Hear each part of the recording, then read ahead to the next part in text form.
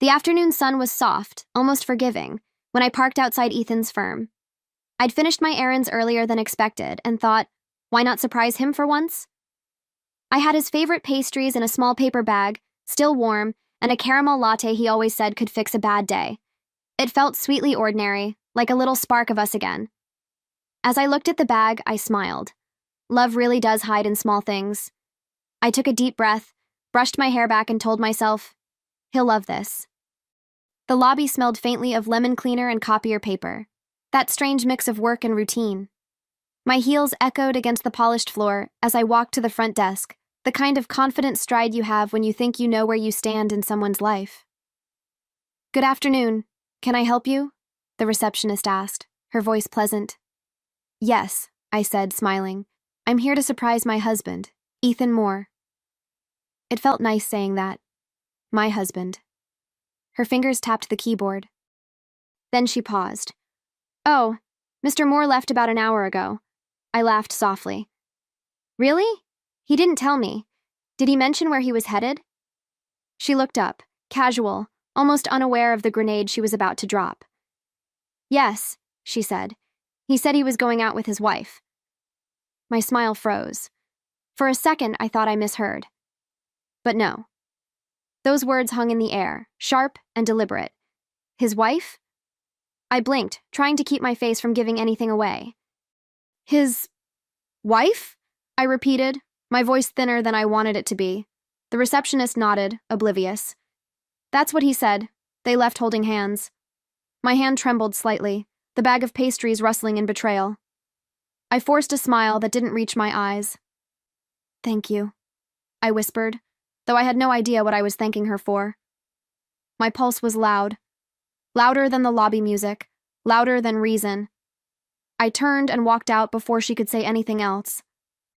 The glass doors felt heavier than they should have, and when I stepped into the sunlight, the world looked the same.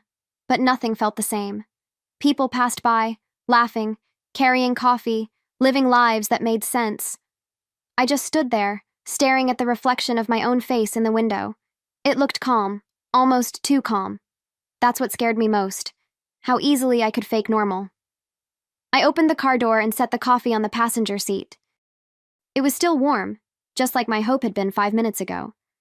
I sat there for a long time, hands gripping the steering wheel, thinking about that word, wife. It used to mean safety, belonging, us. Now it sounded like a riddle I didn't know the answer to. My smile had vanished, but a strange clarity took its place. Whoever she was, she had my title. But not my permission.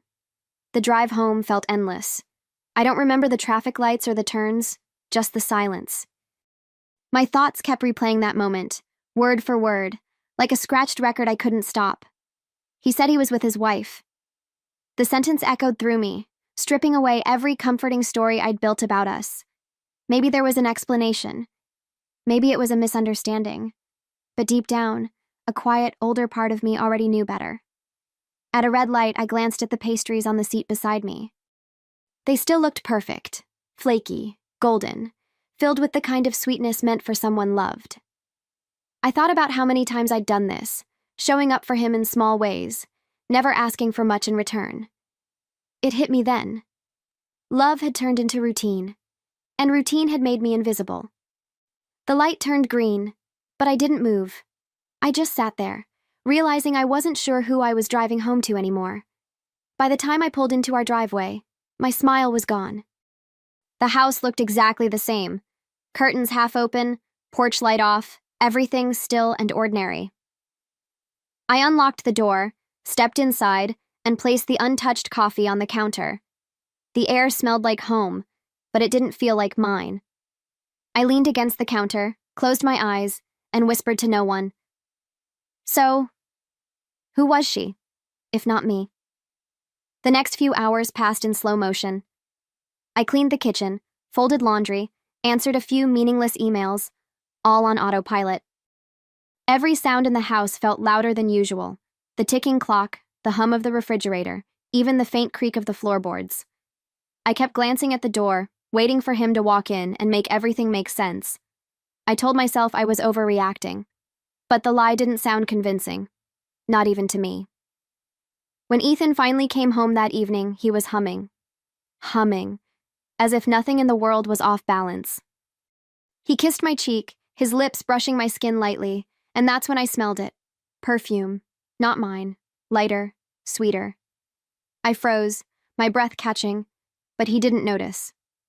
"Hey, sweetheart," he said cheerfully. "Missed you today." I smiled, the kind of smile that takes effort, the kind that hides more than it shows. "Did you?" I asked. My voice came out softer than I intended, almost a whisper. He grinned, dropped his bag by the stairs, and said, "Of course." "Why?" I shrugged. "Oh, nothing. Just, you weren't at work when I dropped by." His body went still for a moment, like a flicker in a film reel. "You came by?" he asked too quickly. That was the first moment I knew something had shifted, not just between us, but inside me. "Yes," I said, keeping my tone even. "The receptionist mentioned you'd gone out, with your wife." The words left my mouth slower than usual, careful, deliberate, like I was testing their weight. He laughed, too loudly. "Oh, that must have been a mix-up. I went to lunch with a client, that's all. You know how people confuse things." His voice was light, but his eyes weren't. They flickered just once, that quick, involuntary dart of guilt people think goes unnoticed. It didn't. I tilted my head and smiled faintly. "Did the client hold your hand too?" His mouth opened, then closed again. Silence stretched between us, thick enough to hear our own breathing. I watched him, the way his jaw tightened, the way his hand rubbed the back of his neck, searching for an exit that didn't exist. "Are you accusing me of something?" he snapped, his tone sharper now, defense rising like armor. "Not yet," I said, still smiling. My calmness scared him more than anger would have. That night, I didn't sleep. I lay awake, staring at the ceiling, replaying every look, every pause, every word. My mind kept circling the same thought. If he was lying, he was already cleaning up his mess. At 2 a.m., I slipped out of bed, opened his laptop, and found nothing. No emails, no calendar entries, no history. Everything was spotless. Too spotless. I closed it quietly, heart pounding. Lies don't erase themselves. Someone erases them. I lay back down, pretending to sleep when he stirred beside me. His breathing was steady, almost peaceful. I watched the faint rise and fall of his chest in the dark, trying to remember what trust had ever felt like. There was a time I would have given him the benefit of the doubt, believed his explanations without question. But that version of me had been built on faith, not evidence. And faith, I was realizing, doesn't survive unanswered questions. The next morning, he kissed me goodbye, as usual. Same cologne, same smile. I watched him leave through the kitchen window, his figure shrinking down the driveway, the way people do when they're walking out of your life and don't even know it yet. I wanted to believe him, but belief doesn't come easy once you've seen a lie dressed in daylight. The silence after the door closed was heavier than any argument could have been. I made myself coffee and stared at the steam curling up from the mug.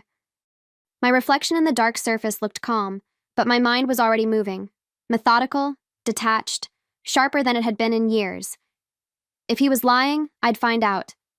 I owed that to myself, not for revenge, not yet, but for the truth. Because once you stop believing in someone, the only thing left is proof. Over the next few days, I became someone else, quieter, more deliberate. I didn't ask questions anymore, I watched. Every late meeting, every sudden text that made him step outside, every polished shirt that didn't match his schedule, I filed them away like evidence. I realized that suspicion has its own rhythm, its own heartbeat. Once it starts, it never stops. It just keeps pulsing, louder each day, until truth becomes the only cure. He started wearing a new cologne. He said a colleague had recommended it, but the scent was too intimate, too carefully chosen. It wasn't the kind of smell you pick for the office. It was the kind you wear for someone who notices. I'd smile, nod, and keep his phone charger neatly wrapped on his nightstand. I didn't need to confront him. I needed to understand him. The difference felt powerful, like holding a secret weapon he didn't know existed. That night, while he showered, I downloaded a location-sharing app disguised as a photo editor. My hands didn't even shake. I told myself it was just to ease my mind, to stop the guessing. But deep down, I already knew I was crossing a line I'd never come back from. When the installation finished, I locked the phone and placed it back exactly where it had been.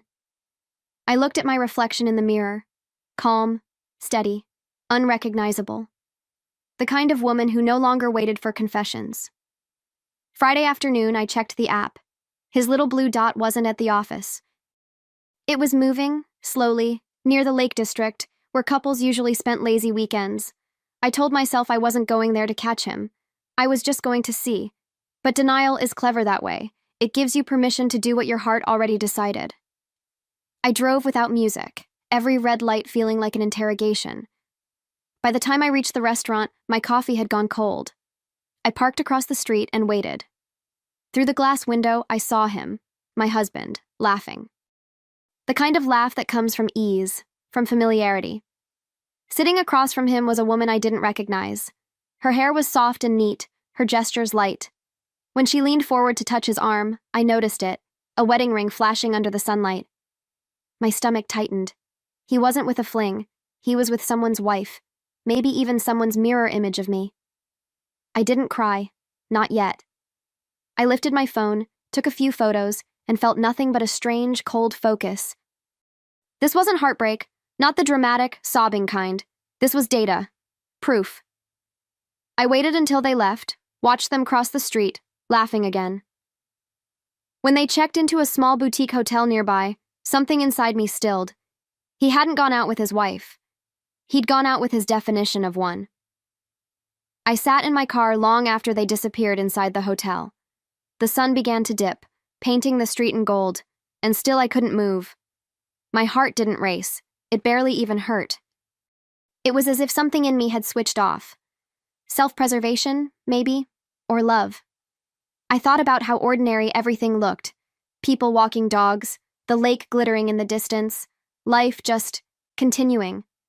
I'd always believed betrayal came with thunder. Turns out it arrives quietly, wearing perfume. Eventually, I started the engine. The sound startled me. Too loud, too real. On the drive home, I replayed every small warning I'd ignored. The late nights, the deleted texts, the new client dinners. They weren't coincidences. They were rehearsals for this. I tightened my grip on the steering wheel and felt something strange. Not rage, not sorrow, but control. For the first time, I had the upper hand, and he didn't even know it. When I reached home, I transferred the photos to a hidden folder and sat at my desk, staring at the evidence. His smile, her hand, their lie. Proof has a certain kind of beauty when you've lived in doubt for too long. I closed my laptop and exhaled slowly. If he thought I'd confront him tonight, he didn't know me at all. Revenge, like coffee, is best served after it's brewed strong and cold. I didn't confront him that night. I smiled, poured his drink, listened to his stories about clients, and nodded at all the right moments. That was the night I learned the power of silence, how it makes liars talk more, fill the empty space with half-truths until they trip over their own words. Every time he said, "You wouldn't believe the day I had," I thought, "Oh, you'd be surprised." I let him kiss my cheek. I let him think he was safe. The next morning, while he showered, I sat at the kitchen table with my coffee and a plan. I wasn't going to scream, or cry, or beg for honesty. I was going to build something he wouldn't see coming, a quiet trap, wrapped in politeness. I'd read once that revenge doesn't need to be loud to be effective. It just needs timing. And I had patience on my side now. I'd been his loyal audience for years. I could play the role a little longer. By afternoon, I was ready. I called the hotel pretending to be someone from his company, my voice smooth, professional. "Hi," I said. "This is Angela from Moore & Associates. Could you send me the invoice for the stay under Ethan Moore? We're covering business expenses." My pulse didn't even flicker. "Of course," the woman replied. It was for a double room, Mr. and Mrs. Moore. I smiled, thanked her sweetly, and hung up. I finally had the missing piece. His lie, in print. That evening, I made dinner like any other night. Roasted vegetables, lemon chicken, a bottle of red he liked to pretend he could taste notes in. The house smelled warm, familiar, safe. I wanted it that way. Revenge doesn't need chaos. It thrives in calm. I set the table, lit a single candle, and smiled when I heard his car pull into the driveway. For once, I wasn't nervous. I was composed, centered, like someone watching the final act of a play she'd already read. "Hey, honey," he said, hanging his jacket, his voice thick with practiced affection. "Something smells amazing." I turned, smiled. "You must be exhausted," I said softly. "Want to eat before your next business trip?" He chuckled, stepping closer. "You're too good to me." "Oh, I know," I replied, steady and sweet. He didn't catch the edge in my tone. Maybe he never really listened closely enough to notice when love turns sharp. We ate quietly, small talk scattered between bites. He complimented the food, poured more wine, asked about my day. All the things a good husband does when he's pretending not to be guilty. When he reached for his glass again, I slid an envelope across the table. His hand froze midair. "What's this?" he asked, eyes narrowing. "Just something that belongs to you," I said, my smile polite. Inside were the photos, and the hotel invoice, neatly folded. He stared at the papers for a long time before touching them. His fingers trembled slightly as he pulled the photos free. His face pale, then red, then blank. "Nora, he began, voice cracking. I raised a hand gently. "You told the receptionist you'd gone out with your wife," I said. "You didn't lie. You just forgot which one of us you married first." The words hung between us, soft but final. He opened his mouth again, but nothing came out. I think that silence, his first honest moment in months, was the most satisfying sound I'd ever heard. He tried to reach for me, eyes wet now, lips forming apologies I'd already heard in other forms, other lifetimes. I stepped back. "Don't," I whispered. "You've touched enough things that didn't belong to you." His face crumbled then, not in remorse, but in fear, the kind that comes when someone realizes they've been outplayed. For once, I wasn't the one reacting. I was the one writing the ending, and I wanted every sentence to sting. I gathered the dishes, rinsed them calmly, and placed the leftovers in the fridge. "You should go to bed," I said, as if it were any other night. "Tomorrow will be a long day." He watched me, confused, disoriented, desperate for a script that no longer existed. I didn't give him one. I wiped the counter, turned off the light, and walked past him without looking back. Revenge had already started, and he was too late to stop it. 2 days later, I packed his things. Every shirt, every tie, every trace of him, folded neatly into boxes. There was no chaos, no yelling, no tears, just order. I labeled them carefully, like I was archiving a past life. On top of the last box, I placed a short note in my neat handwriting. "You can stay with your other wife. I'm done covering your lies. No signature, no goodbye." Closure doesn't need ceremony, just clarity. He came home that evening, calling my name before he even set his keys down. When he saw the boxes, his voice broke into a panic. "Nora, what is this? Let's talk." I didn't answer. I'd already left the house by then, the silence echoing louder than any argument could. His calls started within minutes, one after another, desperate, pleading. Each one went unanswered. I watched the phone light up on the passenger seat beside me, and for the first time in months, I felt peace. By Monday, the calm had turned surgical. I sent an anonymous email to HR at his company, from a clean account, untraceable. Attached were the photos, the hotel invoice, and the reimbursement form he'd filed as a client lunch. I hit send without hesitation. There was no satisfaction, no guilt, just balance being restored. Within days, word spread. Ethan Moore was under investigation for fraud. The man who'd thought he could rewrite reality was finally being edited out of mine. I didn't celebrate when the news reached me. I didn't need to. Justice, when it's real, doesn't come with fireworks.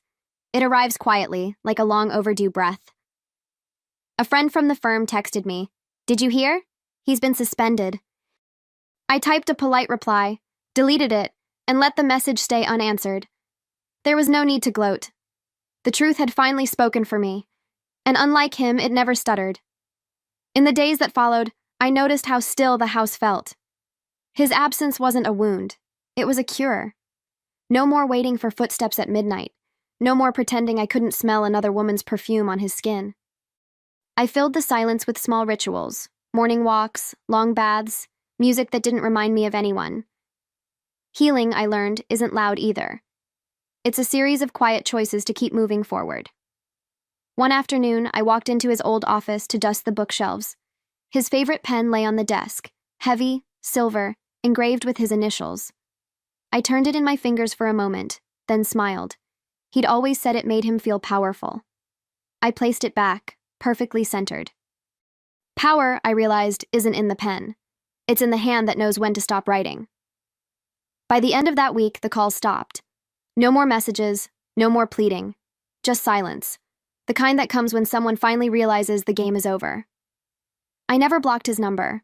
I didn't need to. Indifference is louder than any rejection.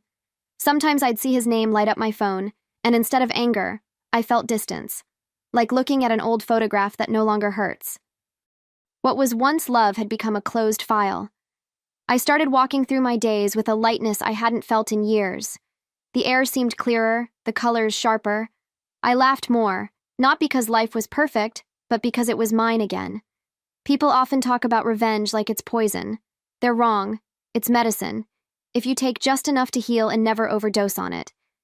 Ethan had built his empire on lies. I had rebuilt myself on truth. When his company released a statement about internal ethical violations, I read it once and smiled. It didn't mention my name. It didn't need to. Some victories don't need witnesses. They just need peace. And that peace was already mine. Still, a part of me knew this wasn't the end of my story. The woman I'd become had no intention of staying silent forever. A new chapter was waiting. One where I didn't just survive him. I outgrew him. Months later, I walked through the glass doors of a new building. My building. My heels echoed across the polished floor, not as a visitor this time, but as part of the rhythm. I'd started a new job in a new city, under my own name, with no one's shadow stretching over me. The walls smelled faintly of fresh paint and coffee. Beginnings always do. I brought pastries for my coworkers that morning, a small gesture, but it felt symbolic. I used to bring those for Ethan. Now, I brought them for myself. The receptionist looked up as I entered, smiling warmly. "You're always so thoughtful, Mrs. Moore." I paused for just a second, not from pain, but reflection. I smiled back, softer this time. "Please," I said, "just Nora." It was strange how light my name sounded now, unanchored, unclaimed. I walked down the hall, my laughter blending with others, realizing I no longer needed to explain my story to anyone. Freedom doesn't always roar. Sometimes it just exhales. During lunch, my phone buzzed. An unknown number. I didn't have to check. Some ghosts don't need identification. I opened the message anyway. "Can we talk? I made a mistake." Ethan's words glowed against the screen, small and pitiful. I stared at them for a moment, then hit delete. Not anger, not satisfaction. Just peace. The kind that doesn't ask for witnesses or apologies. I walked to the window, coffee in hand, watching the city move below me. It felt alive. The hum of people going somewhere, doing something, becoming someone new. For the first time in a long time, I was part of that hum. Not as someone's wife or someone's secret, but simply as me. I used to think love was the glue that held everything together, but now I know. Sometimes it's the thing that keeps you stuck where you no longer belong. The sunlight reflected off the glass, catching my face in the window. I didn't look broken. I looked certain. Every scar had turned into a line of strength, every betrayal into proof that I'd survived what was meant to end me. Freedom doesn't erase the past. It reframes it. I took another sip, smiling at my reflection, at the woman who'd learned to let go without losing herself. As I turned back toward my desk, I could almost hear his voice again, the one from that day at his office. He said he was going out with his wife. I laughed softly, shaking my head. In the end, he was right, wasn't he? He did go out with his wife. He just never imagined I'd let him keep her.